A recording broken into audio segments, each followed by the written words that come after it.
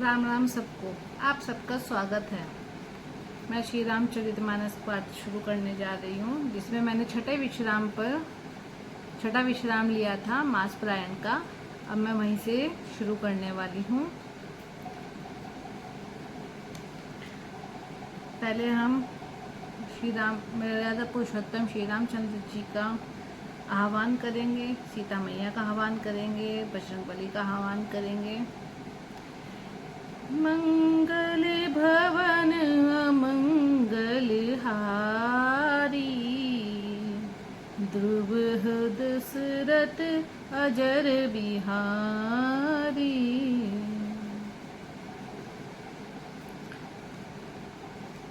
प्राय धन और प्राय स्त्री पर मन चलाने वाले दुष्ट, चोर और जुआरी बहुत बढ़ गए। लोग माता पिता और देवताओं को नहीं मानते थे और साधुओं से सेवा करवाते थे। श्री शिव जी कहते हैं कि हे भवानी, जिनके ऐसे आचरण हैं उन सब प्राणियों को राक्षस ही समझना। इन प्रकार धर्म के प्रति अतिशय ग्लानि देखकर पृथ्वी अत्यंत भयभीत एवं व्याकुल हो गई। पर्वतों, नदियों और समुद्रों का बोझ मुझे इतना भारी नहीं जान पड़ता जितना भारी मुझे एक परद्रोही लगता है। पृथ्वी सारे धर्मों को विपरीत देख रही है, पर रावण से भयभीत हुई वह कुछ बोल नहीं सकती। हृदय में सोच विचार कर गो का रूप धारण कर धरती वहां गई जहां सब देवता और मुनि थे। पृथ्वी ने रोककर उनको अपना दुख सुनाया, पर किसी से कुछ काम न बना। तब देवता, मुनि और गंधर्व सब मिलकर ब्रह्मा जी के लोक को गए। भय और शोक से अत्यंत व्याकुल बेचारी पृथ्वी भी गो का शरीर धारण किए हुए उनके साथ थी। ब्रह्मा जी सब जान गए। उन्होंने मन में अनुमान किया कि इसमें मेरा कुछ भी वश नहीं चलने का।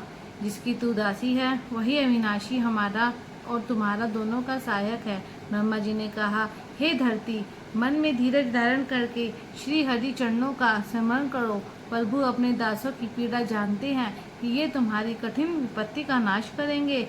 सब देवता बैठकर विचार करने लगे कि प्रभु को कहाँ पावे ताकि उनके सामने पुकार मर्यादा करे। कोई वैकुंठपुरी जाने को कहता था और कोई कहता था कि वही प्रभु क्षीरसागर समुद्र में निवास करते हैं।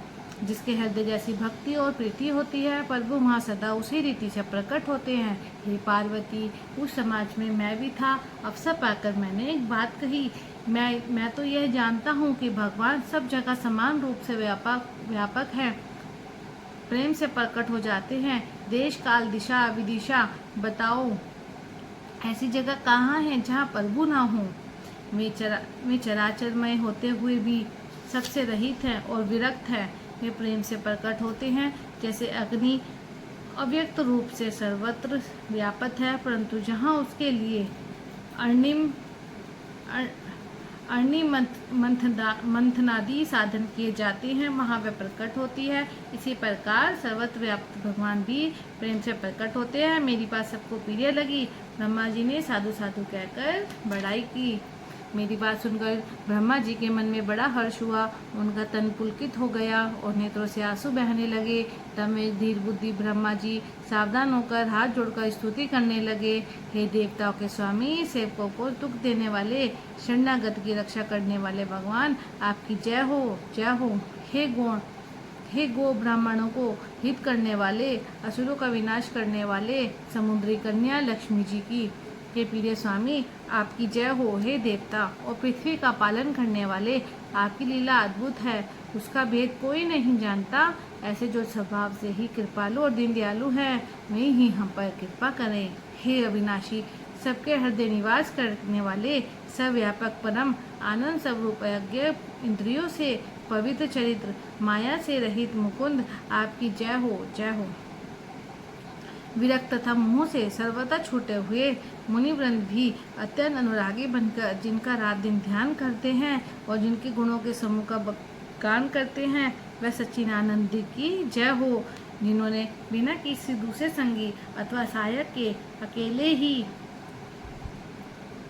या स्वयं अपने को त्रिगुण ब्रह्मा विष्णु शिवरूप बनाकर अथवा बिना किसी उपादान कारण के अर्थात स्वयं ही सृष्टि का अभिनिमित्तोपादान कारण बनकर 3 प्रकार की सृष्टि उत्पन्न की। वे पापों का नाश करने वाले भगवान हमारी सुधि ले। हम न भक्ति जानते हैं न पूजा। जो संहार के भय का नाश करने वाले, मुनियों के मन को आनंद देने वाले और विपत्तियों के समूह को नष्ट करने वाले हैं। हम सब देवताओं के समूह मन, वचन और कर्म से चतुराई करने की वान छोड़कर उनकी शरण है। सरस्वती, वेद, शेष जी और संपूर्ण ऋषि कोई भी जिनको नहीं जानते, जिन्हें दिन प्रिय है, ऐसा वे पुकार करते हैं, कहते हैं कि वे श्री भगवान हम पर दया करे। हे संसार रूपी समुद्र के लिए मंदराचल रूप, सब प्रकार से सुंदर, गुणों के धाम और सुखों की राशिनाथ हैं। आपके चरण कमलों में मुनि, सिद्ध और सारे देवता भय अत्यंत व्याकुल होकर नमस्कार करते हैं। देवता और पृथ्वी को भयभीत जानकर और उसके स्नेह युक्त वचन सुनकर शोक और संदेह को हरने वाली गंभीर आकाशवाणी हुई। हे मुनि, सिद्ध और देवताओं के स्वामियों, डरो मत। तुम्हारे लिए मैं मनुष्य का रूप धारण करूंगा और उदार सूर्यवंश में असंशोहित मनुष्य का अवतार लूंगा। कश्यप और अदिति ने बड़ा भारी तप किया था। मैं पहले ही उनको वर दे चुका हूँ। वे ही दशरथ और कौशल्या के रूप में मनुष्य के राजा होकर भी अयोध्यापुरी में प्रकट हुए हैं। उन्हीं घर जाकर मैं रघुकुल में शेष 4 भाइयों के रूप में अवतार लूंगा।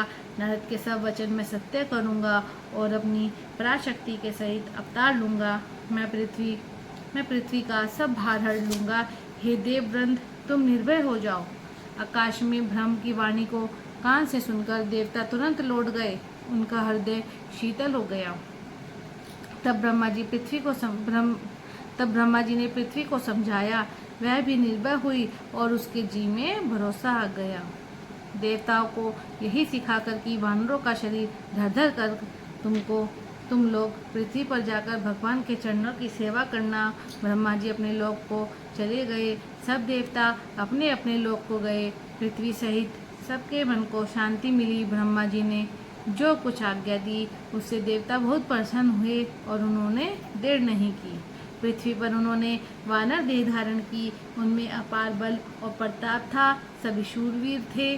पर्वत, वृक्ष और नख ही उनके शस्त्र थे। वे धीर बुद्धि वाले भगवान के आने की राह देखने लगे। वे पर्वतों और जंगलों में जहाँ तहाँ अपनी अपनी सुंदर सेना बनाकर भरपूर छा गए। यह सब सुंदर चरित्र मैंने कहा। वह सब चरित्र सुनो जिसे बीच ही में छोड़ दिया था। अवध रूपी में रघुकुल शिरोमणि दशरथ नाम के राजा हुए, जिनका नाम वेदों में विख्यात है। वे धर्म धुरंधर, गुणों के भंडार और ज्ञानी थे। उनके हृदय में शांग धनुष धारण करने वाले भगवान की भक्ति थी और उनकी बुद्धि भी उन्हीं में लगी रहती थी। उनकी कौशल्या आदि प्रिय रानियां सभी पवित्र आचरण वाली थी। वे विनीत और पति के अनुकूल थी और श्री हरि के चरण कमलों में उनका दृढ़ प्रेम था। एक बार राजा के मन में बड़ी ग्लानि हुई कि मेरे पुत्र नहीं हैं। राजा तुरंत ही गुरु के घर गए और चरणों में प्रणाम कर बहुत विनय की। राजा ने अपना सारा सुख दुख गुरु को सुनाया। गुरु वशिष्ठ जी ने उन्हें बहुत प्रकार से समझाया और कहा, धीरज धरो, तुम्हारे 4 पुत्र होंगे जो तीनों लोकों में प्रसिद्ध और भक्तों के भय को हरने वाले होंगे। वशिष्ठ जी ने शीघ्र ऋषि को बुलवाया और उनसे शुभ पुत्र कामेष्टि यज्ञ करवाया। मुनि के भक्ति सहित आहुतियाँ देने पर अग्निदेव हाथ में हविष्यान खीर लिए प्रकट हुए और दशरथ बोले, वशिष्ठ ने हृदय में जो कुछ विचारा था, तुम्हारा वह सब काम सिद्ध हो गया है। हे राजन, तुम जाकर इस हविष्यान को जिसको जैसा उचित हो वैसा भाग बनाकर बांट दो। तदंतर अग्निदेव सारी सभा को समझाकर अंतर्धान हो गए। राजा परमानंद में मगन हो गए। उनके हृदय में हर्ष समाता न था। उसी समय राजा ने अपनी प्यारी पत्नियों को बुलाया। कौशल्या आदि सब रानियां वहां चली गई। राजा ने पायस का आधा भाग कौशल्या को दिया और शेष आधे के 2 भाग किए। वह उनमें से एक भाग राजा ने कैकेयी को दिया। शेष जो बच रहा उसके फिर 2 भाग किए और राजा ने उनको कौशल्या और कैकेयी के हाथ पर रखकर अर्थात उनकी अनुमति लेकर, और इस प्रकार उनका मन प्रसन्न करके सुमित्रा को दिया। इस प्रकार सब स्त्रियां गर्भवती हुई। वे हृदय में बहुत हर्षित हुई। उन्हें बड़ा सुख मिला। जिस दिन से हरि लीला से गर्भ में आए, सब लोगों में सुख और संपत्ति छा गई।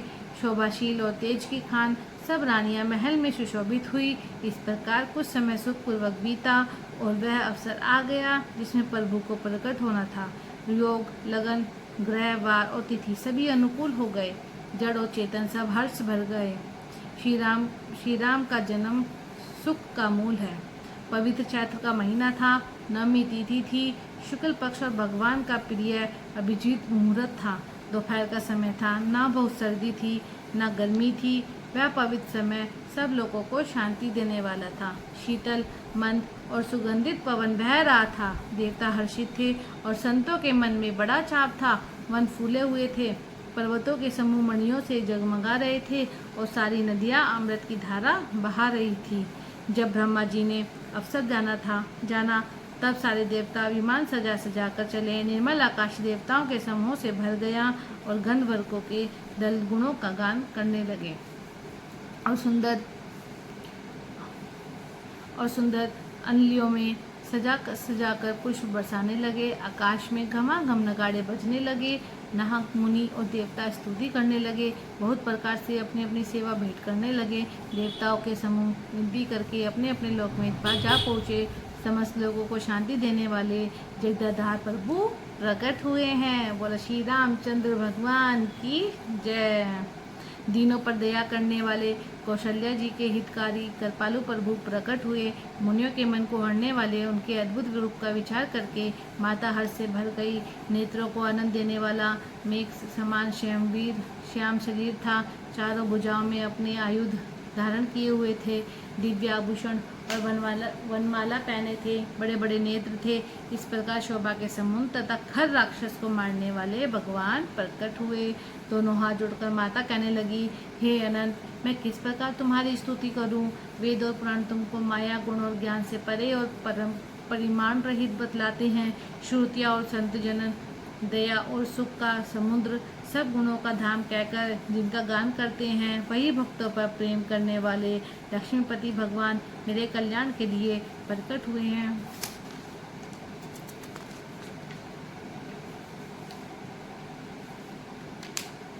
वेद कहते हैं कि तुम्हारे रोम में मायका रचे हुए अनेकों ब्रह्मांडों के समूह हैं।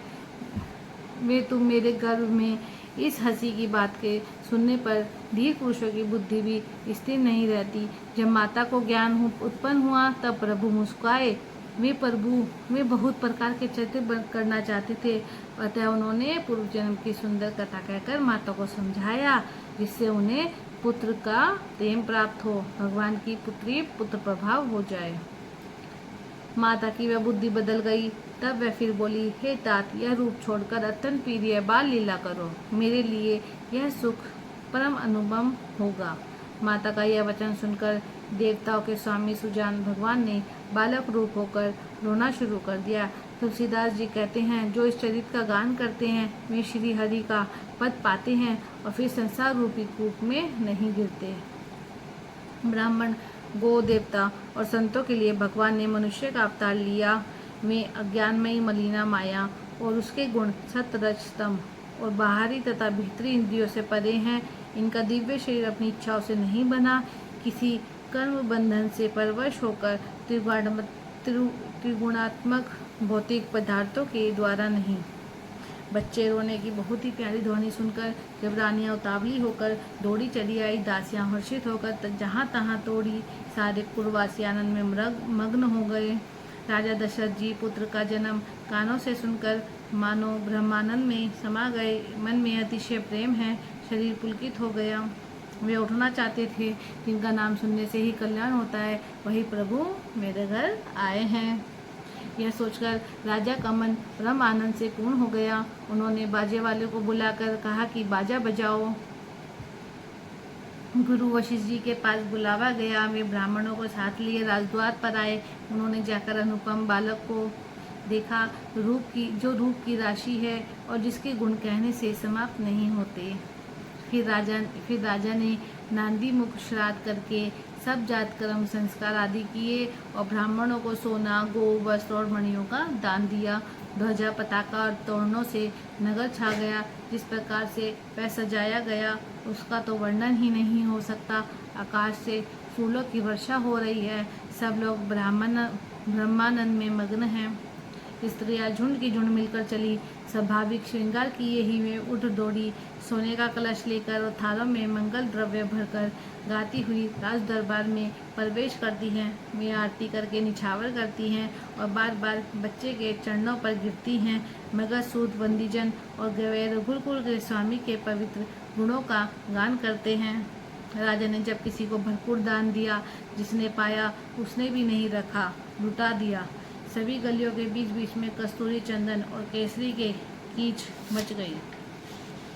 घर घर मंगलमय बधावा बजने लगे, क्योंकि शोभा के मूल भगवान प्रकट हुए हैं। नगर के स्त्री पुरुषों के झुंड जहाँ तहाँ आनंद मगन हो रहे हैं। कैकेयी और सुमित्रा इन दोनों ने भी सुंदर पुत्रों का जन्म दिया। इस सुख संपत्ति मन, समय और समाज का वर्णन सरस्वती और सर्पों के राजा शेष जी भी नहीं कर सकते। अवधपुरी इस प्रकार सुशोभित हो रही है मानो रात्रि प्रभु से मिलने आई हो और सूर्य को देखकर मानो मन में सकुचा गई हो, परंतु फिर भी मन में विचार कर वे मानो संध्या बन गई हो। अगर की धूप का बहुत सा धुआं मानो अंधकार है और जो अबीर उड़ रहा है वह उसकी ललाई है। महलों में जो मणियों के समूह हैं वे मानो तारागण हैं। राजमहल का जो कलश है वही मानो शेष चंद्रमा है। राजभवन में जो अति कोमल वाणी से वे ध्वनि हो रही है वही मानो समय से सनी हुई पक्षियों की चहचहाहट है। यह कौतुक देखकर सूर्य भी भूल गए। 1 महीना उन्होंने जाता हुआ न जाना। महीने भर का दिन हो गया। इस रहस्य को कोई नहीं जानता था। सूर्य अपने रथ सहित वहीं रुक गए। फिर रात किस तरह होती यह रहस्य किसी ने नहीं जाना। सूर्यदेव भगवान श्री राम जी का गुणगान करते हुए चले।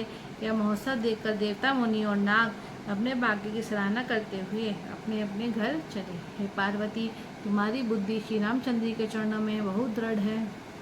इसलिए मैं और भी अपनी एक चोरी छिपा की बात कहता हूँ। सुनो, काकभुशुंडी और मैं दोनों वहाँ साथ साथ थे, परंतु मनुष्य रूप में होने के कारण हमें कोई जान न सका।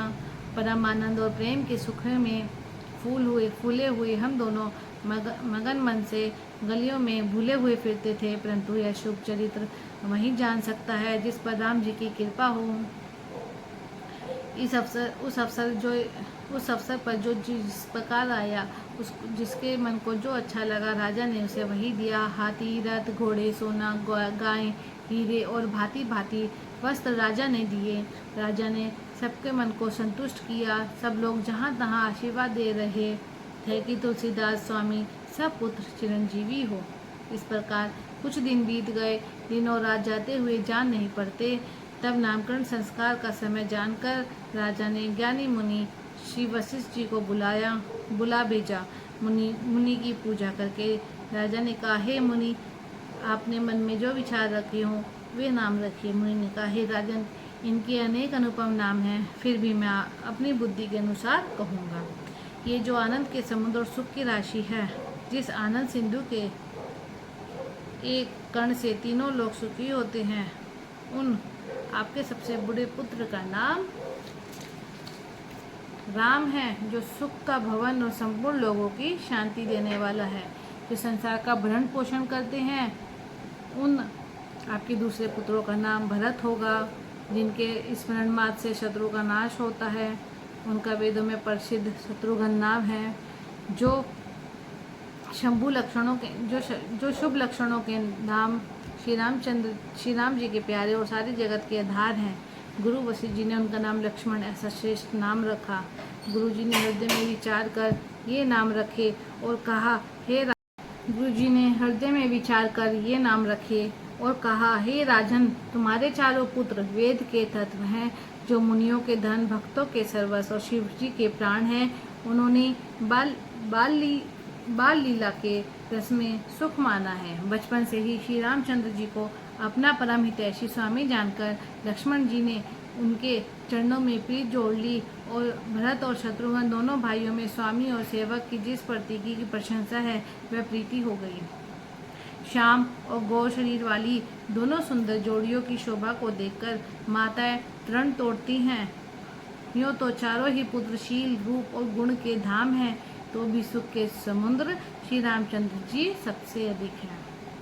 उनके हृदय में कृपा रूपी चंद्रमा प्रकाशित है। उनकी मन को हरने वाली हंसी उसकी किरणों को सूचित करती हैं।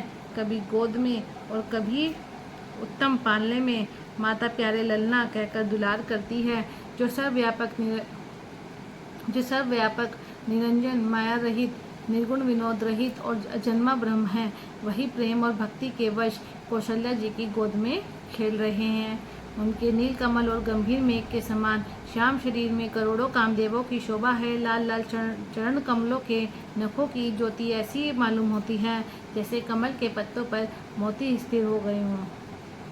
व्रज ध्वजा और अंकुश के चिन्ह शोभित हैं। नुपुर की ध्वनि सुनकर मुनियों का भी मन मोहित हो जाता है। कमर में करधनी और पेट पर 3 रेखाएं हैं। नाभि की गंभीरता को तो वही जानते हैं जिन्होंने उसे देखा है। बहुत से आभूषणों से सुशोभित विशाल भुजाएं हैं। हृदय पर बाघ के नख की बहुत ही निराली छटा है। छाती पर रत्नों से युक्त मणियों की हार की शोभा और ब्राह्मण के चरण चिन्हों को देखते ही मन लुभा जाता है। कंठ शंख के समान उतार चढ़ाव वाला 3 रेखाओं से सुशोभित है और ठोड़ी बहुत ही सुंदर है। मुख पर असंख्य कामदेवों की छटा छा रही है। 2 सुंदर धतुलियां हैं। लाल लाल होठ हैं। नासिका और तिलक के सौंदर्य का तो वर्णन ही कौन कर सकता है। सुंदर कान और बहुत ही सुंदर गाल है। मधुर तोतले शब्द बहुत ही प्यारे लगते हैं।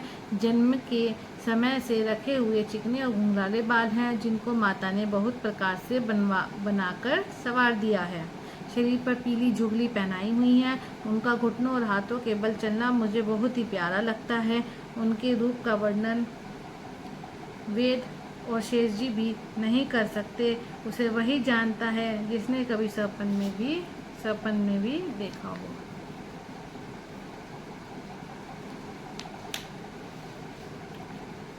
जो सुख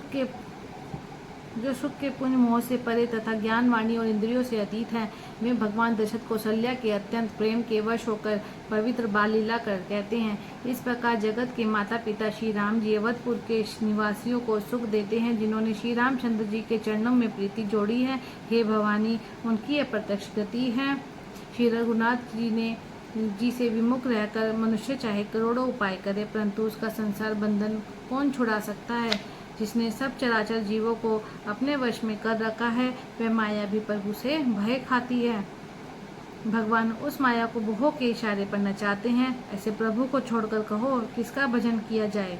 वन वचन और कर्म से चतुराई छोड़कर भजते ही श्री रघुनाथ जी कृपा करेंगे। इस प्रकार से प्रभु श्री रामचंद्र जी ने बाल क्रीड़ा की और समस्त नगरवासियों को सुख दिया।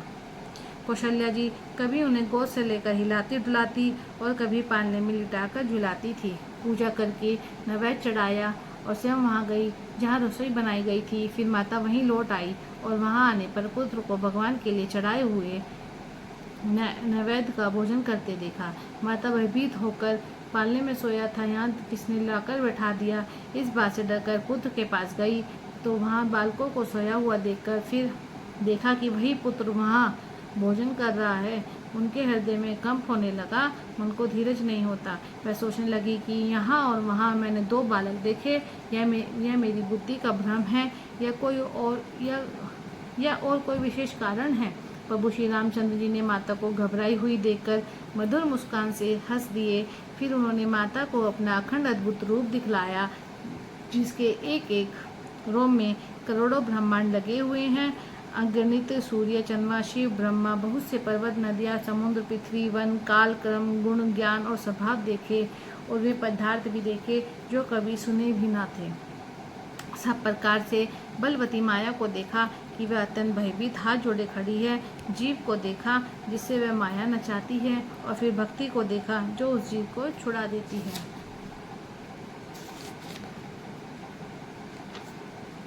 शरीर पुलकित हो गया, मुख से वचन नहीं निकलता। तब आंखें मूंदकर उसने श्री रामचंद्र जी के चरणों में सिर नवाया। माता को आश्चर्य की देखकर खर के शत्रु श्री राम जी फिर बाल स्वरूप हो गए। स्तुति भी नहीं की जाती। वह डर गई कि मैंने जगत पिता परमात्मा को पुत्र करके जाना। श्री हरि माता को बहुत प्रकार से समझाया और कहा, हे माता सुनो, ये बात कहीं पर कहना नहीं। कौशल्या जी बार बार हाथ जोड़कर विनय करती है कि हे प्रभु, मुझे आपकी माया अब कभी ना व्यापे। भगवान ने बहुत प्रकार से बाल लीलाएं की और अपने सेवकों को अत्यंत आनंद दिया। कुछ समय बीतने पर चारों भाई बड़े होकर कुटुंबियों को सुख देने वाले हुए। तब गुरुजी ने जाकर चूड़ाकर्म संस्कार किया। ब्राह्मणों ने फिर बहुत सी दक्षिणा पाई। चारों सुंदर राजकुमार बड़े ही मनोहर अपार चरित करते फिरते हैं। जो मन वचन और कर्म से अगोचर है, वही प्रभु दशरथ जी के आंगन में विचर कर रहे हैं। भोजन करने के समय जब राजा बुलाते हैं, तब वे अपने बाल सखाओं के समाज को छोड़कर नहीं आते। कौशल्या जी जब बुलाने जाती है, तब प्रभु ठुमक ठुमक भाग चलते हैं, जिनका वेद नीति इतना ही नहीं कहकर निरूपण करते हैं। और शिव जी ने जिनका अंत नहीं पाया, माता उन्हें हठपूर्वक पकड़ने के लिए दौड़ती है। वे शरीर में धूल लपेटे हुए आए और राजा ने हंसकर उन्हें गोद में उठा लिया। भोजन करते हैं, परिचित अचंचल है। अवसर पाकर मुंह में दही भात लपटाए किलकारी मारते हुए इधर उधर भाग चले। श्री रामचंद्र जी की बहुत ही सरल और सुंदर बाल लीलाओं का सरस्वती शेष जी, शिव जी और वेदों ने गान किया है। जिनका मन इन लीलाओं में अनुरक्त नहीं हुआ, विधाता ने उन्हें मनुष्यों को वंचित कर दिया। जो ही सब भाई कुबरावस्था के हुए, तो ही गुरु पिता और माता ने उनका योगोपवीत संस्कार कर दिया। श्री रघुनाथ जी गुरु के घर में विद्या पढ़ने गए और थोड़े ही समय में उनको सब विद्याएं आ गई। चारों वेद जिनके स्वाभाविक श्वास हैं, वे भगवान पढ़े। यह बड़ा कौतुक है। चारों भाई विद्या, विनय, गुण और शील में निपुण हैं और अब राजाओं की लीलाओं के ही खेल खेलते हैं। हाथों में बाण और धनुष बहुत ही शोभा देते हैं। रूप देखते ही चराचर मोहित हो जाते हैं। वे सब भाई जिन गलियों में खेलते हैं, उन गलियों के सभी स्त्री पुरुष उनको देखकर स्नेह से शिथिल हो जाते हैं अथवा ठिठक कर रह जाते हैं। कौशलपुर के रहने वाले स्त्री पुरुष, बूढ़े और बालक सभी को कृपालु श्री रामचंद्र जी प्राणों से भी बढ़कर प्रिय लगते हैं। श्री रामचंद्र जी भाइयों और इष्ट मित्रों को बुलाकर साथ ले लेते हैं और नित्य वन में जाकर शिकार खेलते हैं। वन में पवित्र समझकर मृगों को मारते हैं और प्रतिदिन लाकर राजा को दिखलाते हैं। जो मृग श्री राम जी के बाण से मारे जाते थे, वे शरीर छोड़कर देवलोक को चले जाते थे। श्री रामचंद्र जी अपने छोटे भाइयों और सखाओं के साथ भोजन करते हैं और माता पिता की आज्ञा का पालन करते हैं। जिस प्रकार नगर के लोग सुखी हों, कृपा निधान श्री रामचंद्र जी वहीं संयोग करते हैं। वे मन लगाकर वेद पुराण सुनते हैं और फिर से हम छोटे भाइयों को समझाकर कहते हैं। श्री रघुनाथ जी प्रातः काल उठकर माता पिता गुरु को मस्तक नवाते हैं और आज्ञा लेकर नगर का काम करते हैं। उनके चरित्र देखकर राजा मन में बड़े हर्षित होते हैं। जो व्यापक, अकल, इच्छा रहित, अजन्मा और निर्गुण है तथा जिनका ना नाम है ना रूप है, वही भगवान भक्तों के लिए नाना प्रकार के अनुपम चरित्र करते हैं। यह सब चरित्र मैंने गाकर कहा। अब आगे की कथा मन लगाकर सुनो। ज्ञानी महामुनि विश्वामित्र जी वन में शुभ आश्रम जानकर बसते थे, जहाँ वे मुनि जप, यज्ञ और योग करते थे, परंतु मारीच और सुबाहु से बहुत डरते थे। यज्ञ करते ही राक्षस दौड़ पड़ते थे और उपद्रव मचाते थे, जिससे मुनि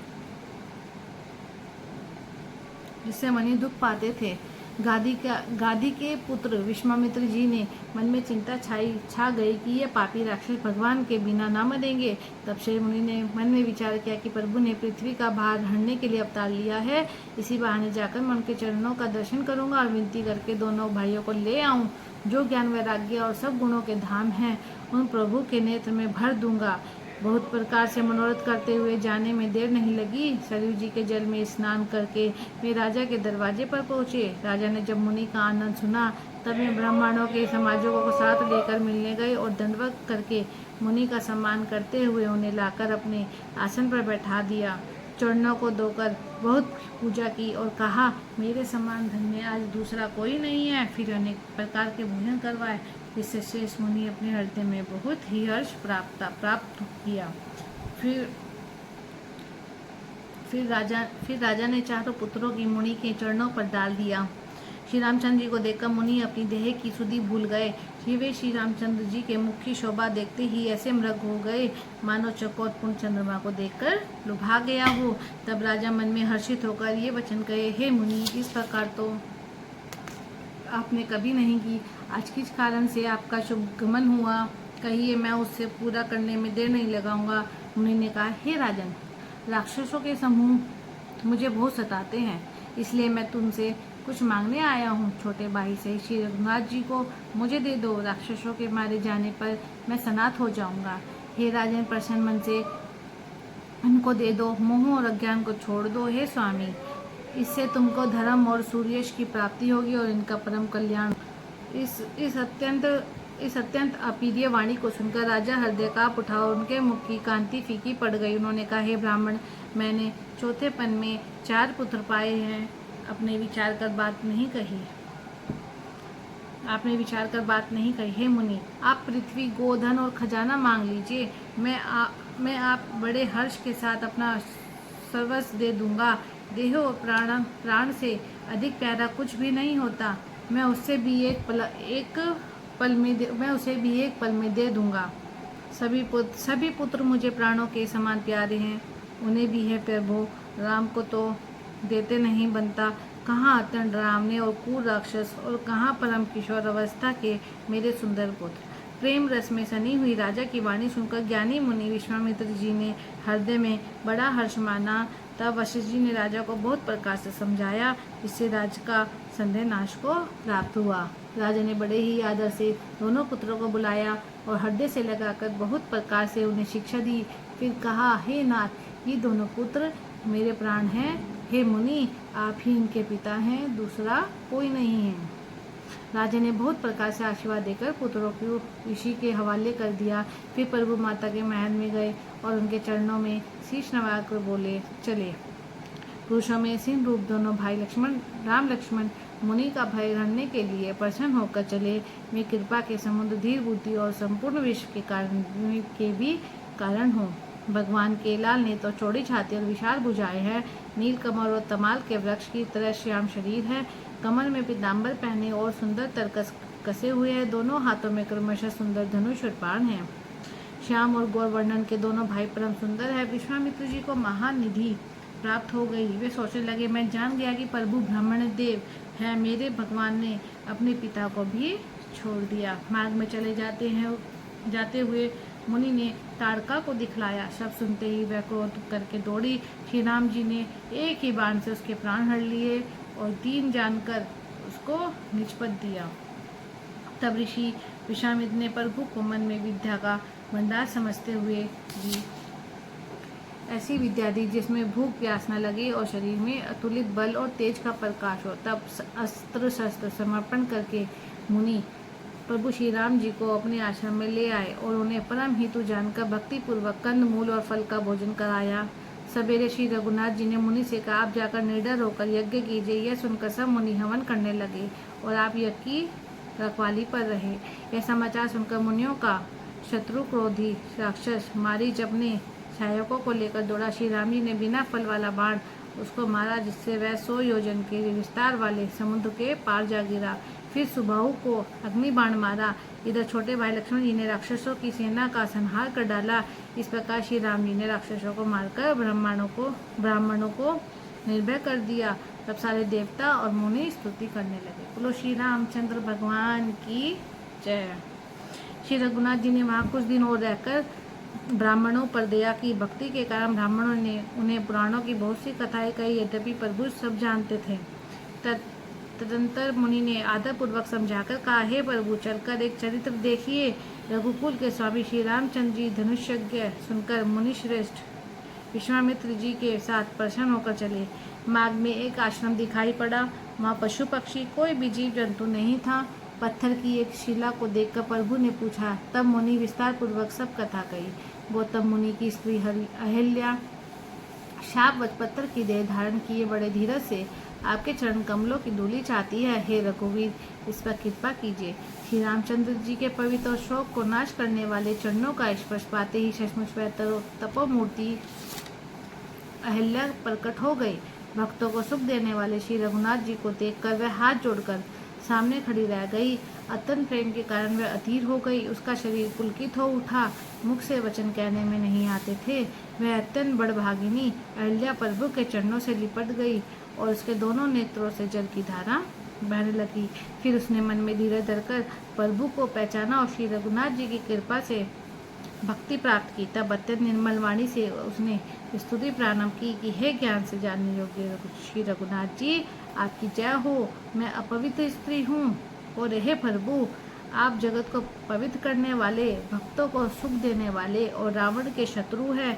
हे कमल नयन, हे संसार के भय से छुड़ाने वाले, मैं आपकी शरण आई हूँ। रक्षा कीजिए, रक्षा कीजिए। मुनि ने जो मुझे शाप दिया सो बहुत ही अच्छा किया। मैं उसे अत्यंत अनुग्रह मानती हूँ कि जिसके कारण मैंने संसार से छुड़ाने वाले श्री हरि को नेत्र भरकर देखा है। इसी को शंकर जी सबसे बड़ा लाभ समझते हैं। हे प्रभु, मैं बुद्धि की बड़ी बोली हूँ। मेरी एक विनती है, हे नाथ, मैं और कोई वर नहीं मांगती, केवल यही चाहती हूँ कि मेरा मन रूपी भोरा आपके चरण कमल की रच के प्रेम रूपी रस का सदा पान करता रहे। इन चरणों से परम पवित्र देव नदी गंगा जी प्रकट हुई। उन्हें शिव जी ने सिर पर धारण किया और जिन चरण कमलों को ब्रह्मा जी पूजते हैं, कृपालु हरि ने उन्हीं को मेरे सिर पर रखा। इस प्रकार स्तुति करती हुई बार बार भगवान के चरणों में गिरकर जो मन को बहुत ही अच्छा लगे, उस वर को पाकर गौतम की स्त्री अहिल्या आनंद में भरी हुई पति लोक को चली गई। प्रभु श्री रामचंद्र जी ऐसे दीन बंधु और बिना ही कारण दया करने वाले हैं। तुलसीदास जी कहते हैं, हे मन, तू कपट जंजाल छोड़कर उन्हीं का भजन कर। बोलो श्री रामचंद्र भगवान की जय, सीता मैया की जय। यहीं पे हमारा मास पारायण का 7वां विश्राम है। आप सबका धन्यवाद।